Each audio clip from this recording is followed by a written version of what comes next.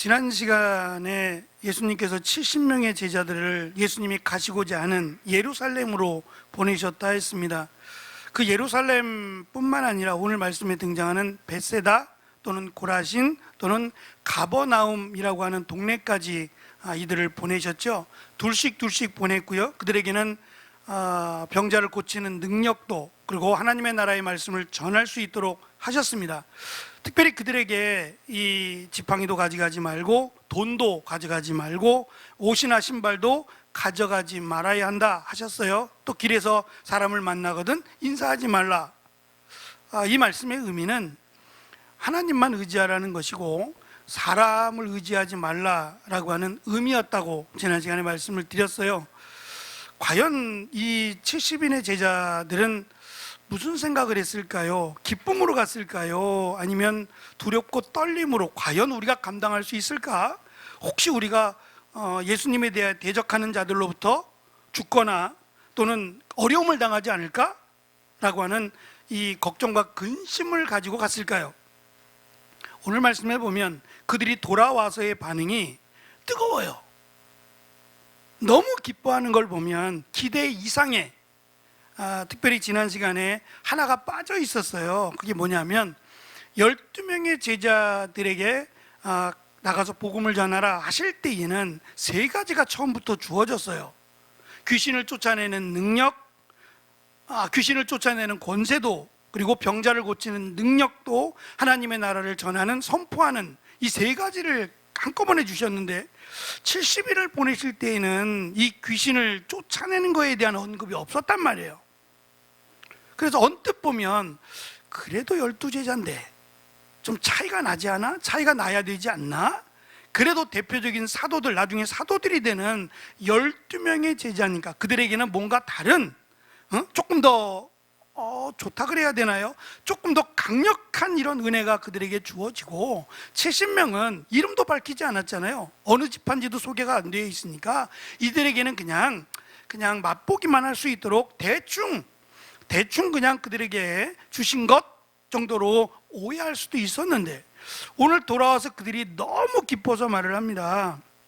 17절에 보면 기뻐하며 돌아와 뭐라고 말하냐면 주의 이름이면, 예수님의 이름이면 귀신들도 우리에게 항복하더이다 라는 말을 해요. 이 말을 하는 이유는 보세요, 우리가 12명과 크게 다르지 않아요. 병자를 고쳤습니다. 하나님의 나라를 전했고요. 그리고 예상치 못하게 귀신들도 예수님의 이름이면 그냥 부르르 떨며 나가더이다, 쫓겨나가더이다. 자, 이 이야기는 자기들이 12명의 사도들과 비교해도 부족하지 않다는 얘기예요. 우리가 출애굽기를 통해서 말씀을 나눴습니다만 모세가 80이 됐을 때, 그러니까 40년 그가 왕자였을 때 구테타 아닌 구테타를 일으키려고 했다 그랬죠. 사도행전을 참고하면 그가 이스라엘을 애굽에서 구원코자 계획을 세우고 자신의 뜻을, 자신을 왕자로 세우신 목적을 그것이라고 봤어요. 그래서 이스라엘을 애굽에서 건져내려는 프로젝트를 세웠어요. 이것을 실행하기 위해서 이스라엘이 머문 고센 땅으로 갔다가 거기서 예상치 못한 일을 겪게 되죠. 한 애굽 병사가 이스라엘 사람을 막 괴롭히고 마치 노예같이 부리는 모습에 화가 났어요. 자기도 이스라엘 사람인데 너무 화가 나서 그 사람을 쳤는데 죽어버렸어요.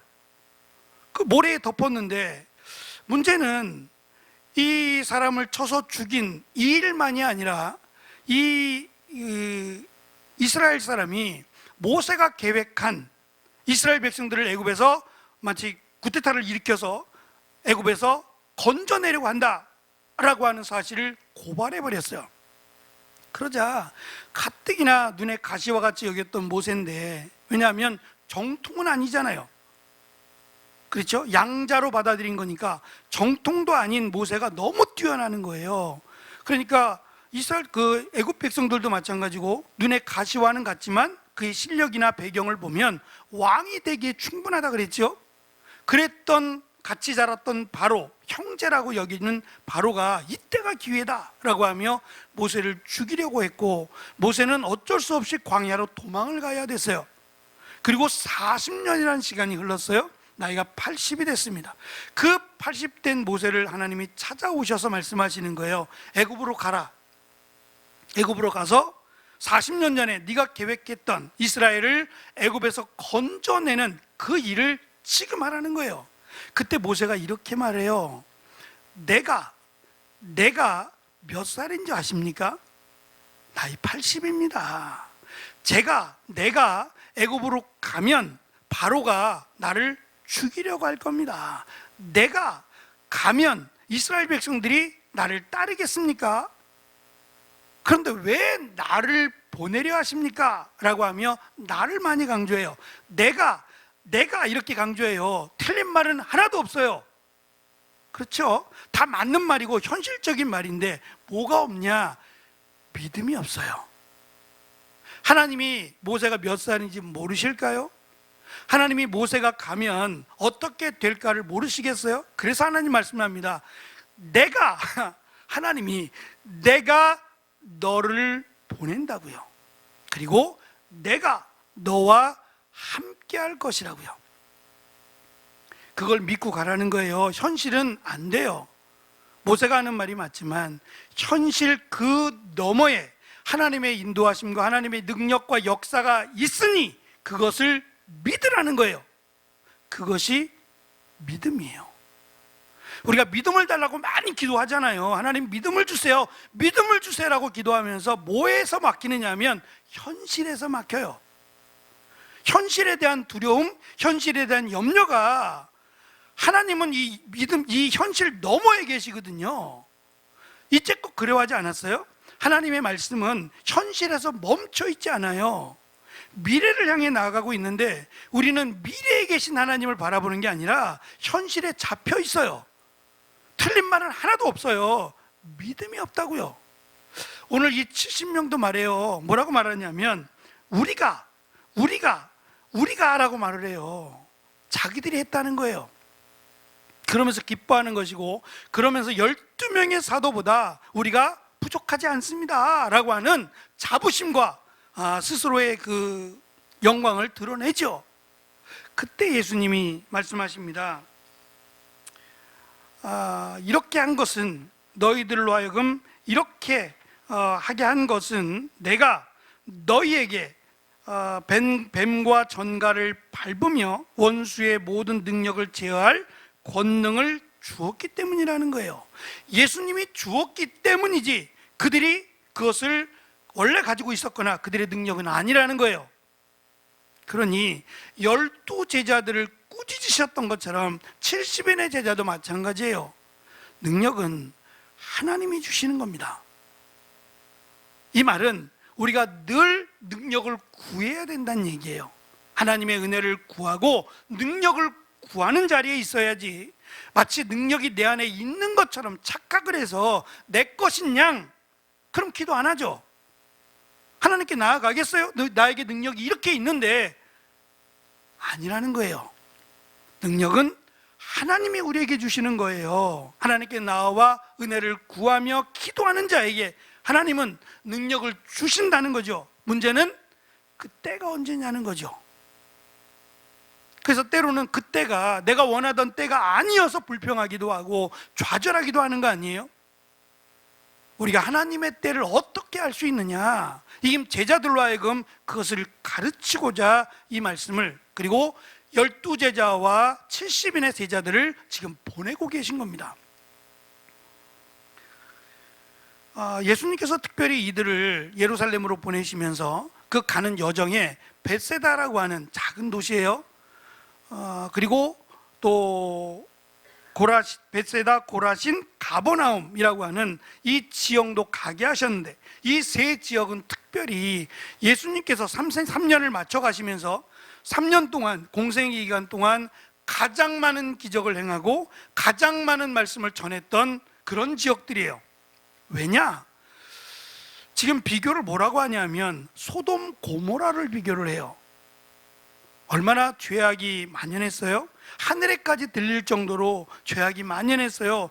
하나님이 심판에도 부족함이 없을 정도의 타락했던 도시들, 근데 그 도시들이 이 벳세다 고라신 가버나움과 비교될 만했어요.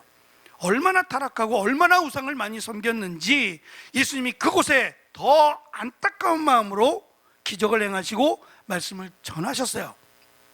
그러면 거기에 나타나는 반응은 귀신이 쫓겨나가면 얼마나 두렵겠어요.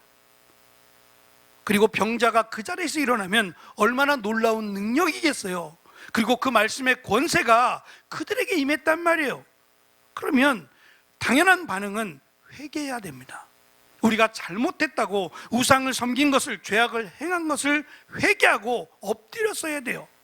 그런데 그들이 회개하지 않았다는 거예요. 심지어 두로와 시돈이라고 하는, 우리가 잘 아는 북이스라엘의 수도가 사마리아였는데, 우리가 아는 아합, 이세벨의 근거지가 거기에요. 그러니까 이 바알신을 가지고 왔던 동네가 두로와 시돈이에요. 그 두로와 시돈에 전했더라면 그들이 회개했을 거라는 거예요. 그런데 이스라엘과 가깝고 예루살렘과 가까운, 또 예수님이 가장 많은 기적과 능력을 행했던 벳세다 고라신 가버나움은 도무지 회개하지 않는 거예요. 그래서 심판의 말씀을 하세요. 너희가 갔을 때, 복음을 전했을 때, 또 기적을 행했을 때 그들이 받아들여지지 않는다면 그것은 너희들의 몫이 아니에요. 너희들은 그저 복음을 전하고 예수 그리스도의 능력을 전하면 되는 거예요. 그리고 그들이 회개하지 않는다면 그저 너희의 신발의 먼지를 떨어버리고 떠나라는 거예요. 너희의 잘못이 아니라는 거예요. 너희들은 그저 예수 그리스도의 이름을 전하고 능력을 행하는 것이 전부라는 겁니다. 그 말씀을 하고 귀신들이 우리에게서 나갔다라고 하는 그 말과 더불어서 예수님은 이렇게 말씀하셨어요. 너희들이 복음을 전할 때, 너희들이 예수 그리스도의 이름으로 귀신을 쫓아낼 때 예수님이 보셨대요. 뭘 봤느냐 하면 하늘로부터 사탄이 떨어져 내리는 것을 봤다는 거예요. 하늘에서 사탄이 땅으로 떨어지는 것을 내가 보았다는 거예요. 그러니까 예수 그리스도, 만유의 주이신 하나님의 아들 예수 그리스도의 복음을 전하면 사탄은 그곳에 있을 수 없어요. 그래서 원래 그들이 있었던 곳이 공중이었거든요. 하늘이었어요. 근데 그 하늘에서 있을 수 없는 거예요. 그래서 사탄이 원래 머물던 곳인 하늘에서 떨어져서 이 땅에 머물게 됐어요. 그럼 끝인가요? 제자들은 말합니다. 항복했다고요. 자랑하고 싶죠? 그럼 끝났어요? 끝났다면 나중에 베드로가 사탄의 꾀임을 받아서 예수님을 3번씩 부인한 것, 또 사탄의 마음이 그에게 들어가 가룟 유다가 예수님을 판 것을 어떻게 이해할 수 있겠어요? 또 우리가 예수 그리스도를 믿음으로 살아가는 이 땅에서 사탄에게 넘어지지 않나요? 사탄은 항복했다 그랬거든요. 100기를 들었어요. 내가 졌다. 그리고 100기를 들었는데 정말 졌어요? 정말 졌으면 우리는 이 땅 가운데 사탄에게 지면 안 되죠. 이미 사탄을 이겼는데, 죄에게서 넉넉히 이기는 삶을 살아야 되는데, 그렇다라고 자신할 사람이 누가 있겠어요? 여전히 한 주간 동안 우리가 넘어졌던, 사탄에게 넘어지고 했던 그런 것들을 회개하잖아요. 그러니 사탄은 항복해서 하늘로부터 땅에 왔지만 여전히 이 땅에서 권세를 가지고 살아간단 말이에요. 항복한 것처럼 보이지만 항복한 게 아니에요. 또다시 그들은 이 땅에서 예수 그리스도의 이름으로 살아가는 자들에게 또 항복해요. 항복하고 어디로 쫓겨나느냐? 우리가 계시록에서 본 것처럼 바다의 모래로 간단 말이에요. 사람이 살지 않는 모래로 근거지를 삼아서 거기서도 여전히 우리를 유혹하고 넘어뜨리려고 해요. 그리고 이제 예수님이 오시면 그들은 어디로 가죠? 무저갱으로 가죠. 지옥으로 내려가는 거예요. 자기들이 만들어 놓은 그 지옥으로 예수님이 오시면 이제는 완벽하게 항복을 하고 무저갱으로 가면 끝이에요. 그때까지는 우리는 이 땅에 사탄과의 싸움을 살아야 합니다. 때로는 우리가 항복할 수도 있어요. 우리가 백기를 들고 졌다라고 말할 때가 얼마나 많아요. 그러나 포기하지 않잖아요. 끝이 아니잖아요. 또다시 일어나서 주님 앞에 나와 은혜를 구하며 또다시 사탄과의 싸움에 선단 말입니다. 이것이 우리가 이 땅에서 이제 사탄과의 싸움을 계속해야 되는 이유이기도 합니다. 예수님은 70명의 제자들에게 기뻐하지 마라, 너희가 사탄에게 이겼다고, 사탄이 항복했다고 기뻐하지 마라. 왜냐? 그 싸움이 끝난 게 아니기 때문에 기뻐하지 말라라고 경고하셨습니다. 그리고 예수님은 사탄과의 싸움에서 잠깐 이겼다고 기뻐하지 말고 너희의 이름이 하늘에 기록된 것으로 기뻐하라 그랬어요. 그러니까 넘어질 수 있어요. 사탄과의 싸움에서 질 수 있다고요.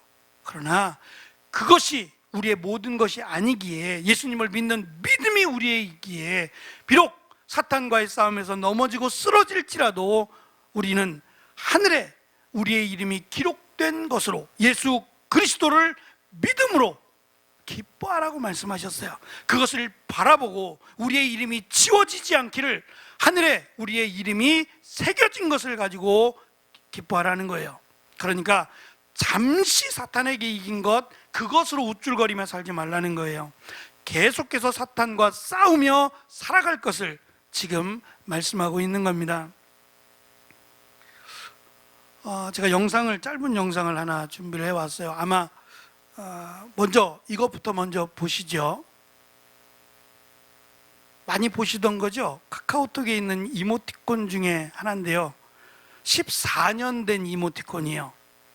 꽤 오래된 이모티콘입니다. 이거 갖고 계신 분도 있을 겁니다.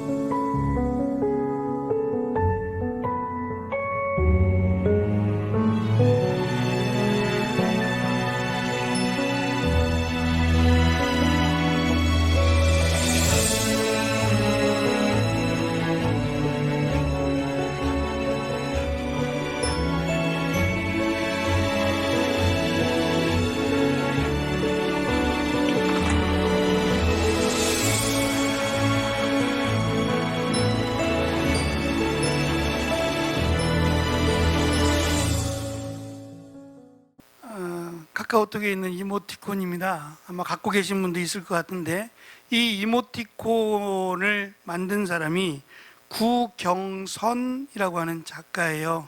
잠깐 앞에서 본 것처럼 2살 때 열병으로 청각 장애를 얻어요. 못 듣게 되니까 말을 할 수 없게 된 거죠.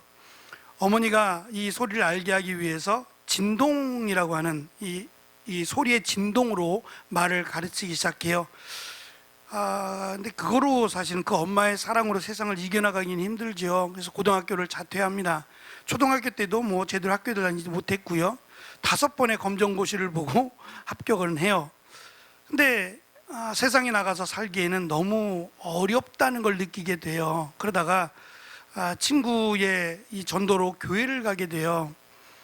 근데 교회도 가서 말씀을 듣기가 어렵잖아요. 찬송을 부르기도 어렵고 따라하기도 어렵다 보니까 친구를 만나기가 참 어려웠대요.